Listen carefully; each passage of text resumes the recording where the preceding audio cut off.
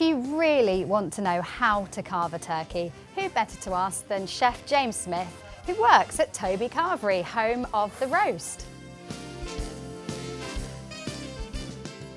You need a sharp knife, a really sharp knife. This is like a smooth one.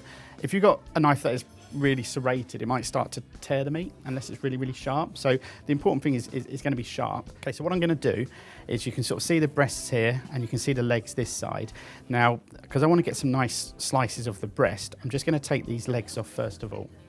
And it's just that will just make it a lot easier just to carve that breast. If you've got a long knife, then you want to make sure you're using the entire length of the knife. And it's a case of not putting too much pressure on the knife. You just want to slide it backwards and forwards so it actually cuts through the meat. Obviously, when we're training people, they're quite often very keen to stick the fork in it. It's more about using it to lift the meat up and just support the meat.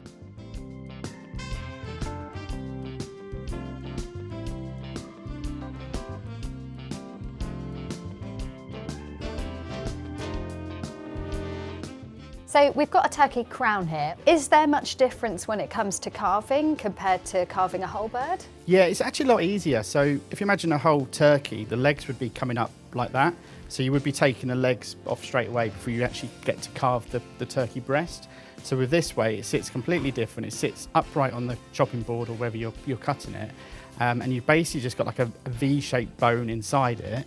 So you can literally just carve down and get lots of the really juicy breast meat off the turkey. I think the other advantage is as well that because you're cooking it without the legs on, it's going to mean that the breast is going to be cooked to the optimum temperature, so it's really nice and juicy. The legs tend to take longer to cook than the breast, so sometimes you overcook the breast when you cook a whole turkey.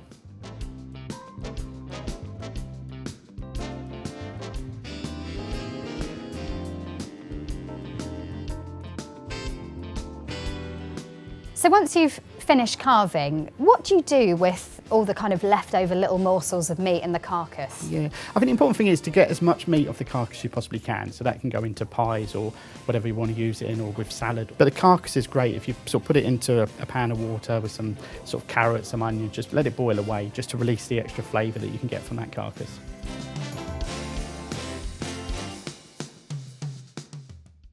Thanks for watching. I hope you found this useful. Click the link on screen to sign up to our free weekly newsletter where you can find more trusted advice on Christmas food and shopping. You can check out the video below for our perfect mince pie recipe, and for more video content like this, subscribe to our YouTube channel.